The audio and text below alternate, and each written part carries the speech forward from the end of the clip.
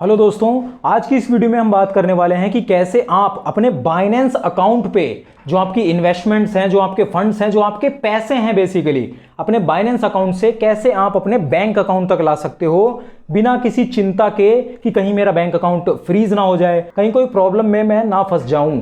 तो इन सब चीज़ों की चिंता किए बिना बाइनेंस से बैंक अकाउंट तक अपने फंड्स कैसे ट्रांसफर करने हैं वो आपको आज की इस वीडियो में पता चलने वाला है। लेकिन वीडियो को बिल्कुल भी मिस मत करिए। एक भी पार्ट अगर आपने मिस करा तो बाद में आपको प्रॉब्लम होगी, फिर आप कमेंट में कहोगे कि मेरी तो प्रॉब्लम सॉल्व नहीं हुई, क्या बेकार वीडियो बनाई है। तो वीडियो स्किप बिल्कुल भी मत कीजिए, पूरी देखिए, चाहे तो स्पीड बढ़ा लीजिए आपकी सहूलियत के लिए। तो ये है मेरी बाइनेंस की एप्लीकेशन। अब जो लोग पूछते हैं कि बाइनेंस चल कैसे रही है तुम्हारे पास, क्योंकि बाइनेंस तो बैन हो गई है, तो मैं उन्हें बता दूं कि बाइनेंस की जो ऐप है वो अभी भी वर्किंग है। प्ले स्टोर के ऊपर से ऐप हट गई है और गूगल पे binance.com जो वेबसाइट है वो भी नहीं खुलती है, लेकिन ऐप काम कर रही है।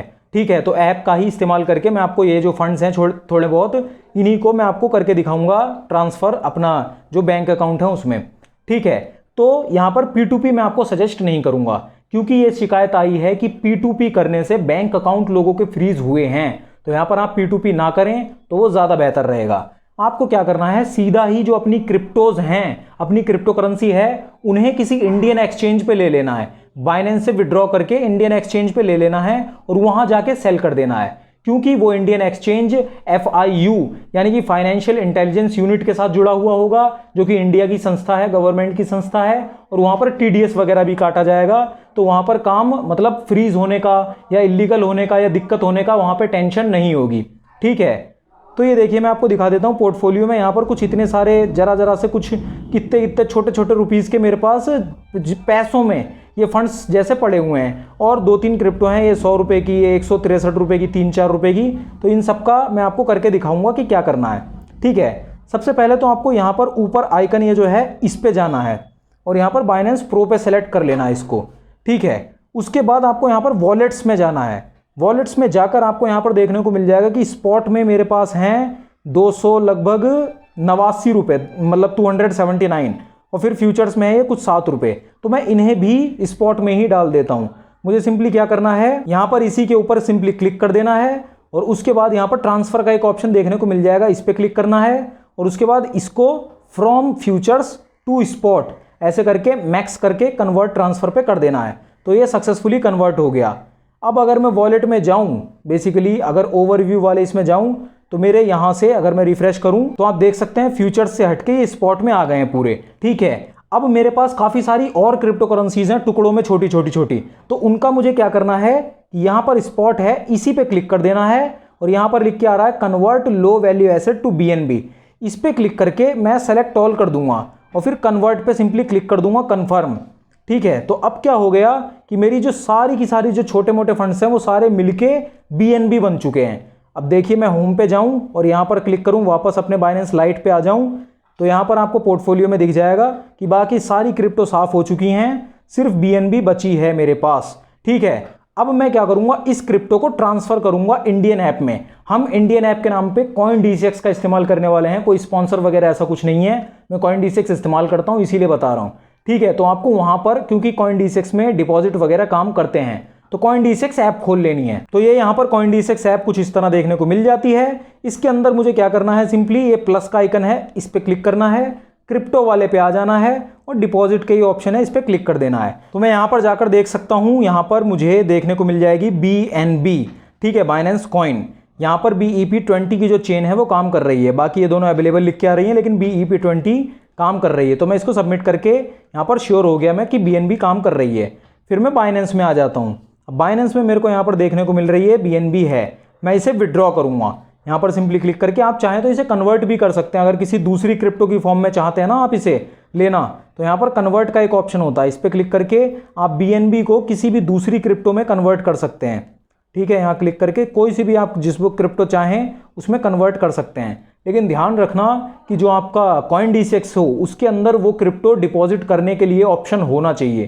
ठीक है, तो आपको यहाँ पर जैसे BNB है, विड्रॉल पे सिंपली क्लिक करना है मुझे। उसके बाद यहाँ पर नेटवर्क पूछेगा, तो मैं BEP20 सेलेक्ट कर लेता हूँ, क्योंकि BEP20 CoinDCX में भी काम कर रहा है। अब एड्रेस की बारी आती है, तो एड्रेस मुझे यहाँ से जाके कॉपी कर लेना है। एड्रेस ये दोबारा देख लेना, BEP20 ही है। तो एड्रेस यहाँ आ गया, एड्रेस को पेस्ट, फिर उसके बाद मैक्सिमम, मैं सारी की सारी ही मतलब ट्रांसफ़र करना चाह रहा हूँ, मैक्सिमम विड्रॉल पे क्लिक करना है सिंपली। उसके बाद एड्रेस वगैरह करेक्ट होना चाहिए, विड्रॉल अमाउंट इतना होगा, वॉलेट स्पॉट, और नेटवर्क फ़ी भी ये थोड़ी बहुत लग रही है, ये नेटवर्क फ़ी है, ये बाइनेंस चार्ज नहीं कर रहा, ये नेटवर्क की फ़ीस है, BEP20 जो नेटवर्क है। कन्फर्म पे क्लिक करना है। उसके बाद ये हमसे मांगेगा वेरिफिकेशन के लिए कोड, ऑथेंटिकेटेड ऐप मैंने लगा रखी है तो उसके लिए कोड देना पड़ेगा सिक्योरिटी, तो मैं वो कोड डाल देता हूँ। कोड डालने के बाद यहाँ पर थोड़ी देर लोडिंग होगी, उसके बाद ये विड्रॉल प्रोसेसिंग में लिख के आ गया है। तो 10-15 सेकंड का, सिर्फ 10-15 सेकंड का इंतजार करने के बाद यहाँ पर मेरा जो विड्रॉल है मैं आपको दिखा देता हूँ, ये कंप्लीट हो चुका है, कंप्लीट हो चुका है। यहाँ से बाइनेंस से विड्रॉल सक्सेसफुल हो चुका है और CoinDCX के अंदर भी ये आ चुका है। यहाँ पर ये देखिए, ये भी कंप्लीटेड हो चुका है, मैंने जैसे ही रिफ्रेश करा ये भी कंप्लीट हो गया। ठीक है, मैं आपको एक बार हिस्ट्री में दिखा ही देता हूँ। ठीक है, ये देखिए 26 जून 6:28, यहाँ पर आप डेट देख सकते हैं, 26 जून 6:30, 2 मिनट पहले ही ये विड्रॉल सक्सेसफुल हो गया था। ठीक है, 26 जून को ही। ठीक है, तो मैं आपको यहाँ पर पोर्टफोलियो में जाके दिखा देता हूँ, यहाँ पर बाइनेंस कॉइन और ये डिपॉजिट 6:30, 6:28, 26 जून ये सक्सेसफुल हो चुका है। अब आप इसे क्या कर सकते हैं, सेल कर सकते हैं सिंपली। ठीक है, कुछ नहीं, आपको यहाँ पर सेल पे जाना है, क्योंकि अभी तो CoinDCX अकाउंट के अंदर ये पहुंचा है, अभी बैंक अकाउंट में नहीं पहुंचा है। ठीक है, तो यहाँ पर ये जैसे डिपॉजिट है जो अभी हुआ है सक्सेसफुली, इस पर मैं सेल पे क्लिक कर देता हूँ और जितने भी मुझे सेल करना चाहूँ मैं, क्योंकि मेरे पास पहले से ही BNB थे कुछ 1000-2000 रुपये के आसपास के, तो मैं यहाँ पर जैसे वहाँ से मैंने 250-260 रुपये के BNB जो हैं वो यहाँ ट्रांसफ़र करे, 270-80 के आसपास कुछ थे, तो मैं यहाँ पर चाहूँ तो 280 रुपये जैसे डालूंगा और यहाँ पर मैं इन्हें आराम से सेल कर पाऊँगा। यहाँ पर 0.5% फीस लगेगी और 1% TDS लगेगा। यही TDS बाइनेंस के अंदर नहीं लिया जाता, इसीलिए बाइनेंस को बैन करा गया है, गवर्नमेंट ने बैन करा है। यहाँ पर ये TDS हमसे ऐप ले रही है क्योंकि इंडियन जो रेगुलेशंस हैं, रूल रेगुलेशन उनके साथ मिलके काम कर रही है, इसीलिए ये चल रही है मार्केट में, नहीं तो अभी तक इसे भी बैन कर दिया गया होता। ठीक है, तो यहाँ पर मुझे टैक्स वगैरह देना पड़ेगा। मैं जैसे ही स्वाइप टू सेल करूँगा तो ये मेरी सेल हो जाएगी।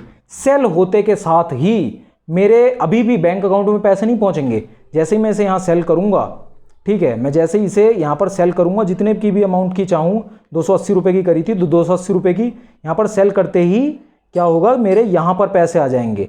ये जो फंड्स है ना, इसके अंदर पैसे आ जाएंगे। अभी यहाँ पर 9496 रुपये दिखाई दे रहे हैं, वही 280 रुपये और आ जाएंगे यहाँ पर। मैं इस पर क्लिक करके यहाँ पर विड्रॉल कर सकता हूँ, सिंपली विड्रॉल पे क्लिक करके। और जैसे ही यहाँ पर मैंने विड्रॉल वगैरह के ऊपर ऑलरेडी वीडियोस वगैरह बना रखी हैं, मैं यहाँ पर जितने चाहूँ, जैसे 280 रुपये के ही, तो मैं यहाँ पर जैसे ही कन्फर्म विड्रॉल करूँगा, मेरे बैंक जो मेरा फ़ोन नंबर है जिसके ऊपर मैंने OTP दे रखा है, उसके ऊपर OTP आएगा, ऑटोमेटिकली फिल हो जाएगा। 3 सेकंड के अंदर मेरे बैंक अकाउंट के अंदर मुझे पैसे दिखने लगेंगे। ठीक है, प्रोसेस आप समझ गए कि क्या हुआ। ठीक है, मेरे पास बाइनेंस के अंदर थे फंड्स, बाइनेंस के अंदर मेरे पास फंड्स थे। मैंने क्या करा, जो अपनी क्रिप्टोज वगैरह थी उन्हें कन्वर्ट वगैरह कर लिया, कन्वर्ट का ऑप्शन होता है, और ट्रांसफ़र कर लिया जो फ्यूचर्स वगैरह से यहाँ पे। तो बाइनेंस में जो मेरे फंड्स थे उन सारे फंड्स को मैंने CoinDCX में डिपॉजिट करा, ये प्लस का आइकन और ये क्रिप्टो, डिपॉजिट कर लिया क्रिप्टो को, और वो क्रिप्टो को जाके पोर्टफोलियो में जाके उस क्रिप्टो को मैंने सेल कर दिया। यहाँ पर क्लिक करके सेल, यहाँ पर सेल कर दिया जितने की भी मुझे करनी थी। सेल करने के बाद मेरे यहाँ पर आ गए, वो जो फंड्स हैं वो यहाँ पर आ गए।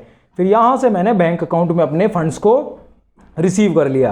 तो ये पूरा का पूरा प्रोसीजर है, जिसमें कि बिल्कुल बैंक अकाउंट वगैरह फ्रीज होने का खतरा नहीं है और टेंशन वाली बात भी नहीं है, क्योंकि जब आपने सेल करा यहाँ पर क्रिप्टो को तो TDS कटा है और उस TDS के ऊपर आपको टैक्स वगैरह देना है, CA वगैरह हायर करके, वो आपको पता ही है। ठीक है, तो इतना ही था इस वीडियो के अंदर, पूरा का पूरा प्रोसीजर मैंने आपको बता दिया है। अभी भी कोई आपका सवाल है तो ज़रूर आप उसे कमेंट में कर सकते हैं, मैं आपको आपके सवाल का जवाब जल्द से जल्द देने की कोशिश करूंगा। या सवाल के ऊपर अगर ज़रूरी है और काफ़ी लोगों के सवाल हैं तो मैं उसके ऊपर एक डेडिकेटेड वीडियो भी बना दूंगा, जिससे कि और लोगों के भी डाउट क्लियर हो जाएं। बाकी अगर आप क्रिप्टो करेंसी से रिलेटेड 5 बहुत ज़्यादा पूछे जाने वाले सवालों के जवाब चाहते हैं तो आप यहाँ पर क्लिक करके ये वाली वीडियो ज़रूर देख लीजिए। हमारी इस वीडियो को लाइक कर दीजिए, हमारे चैनल को सब्सक्राइब कर लीजिए। मैं मिलता हूँ आपसे इसी वीडियो के अंदर, ये वाली वीडियो।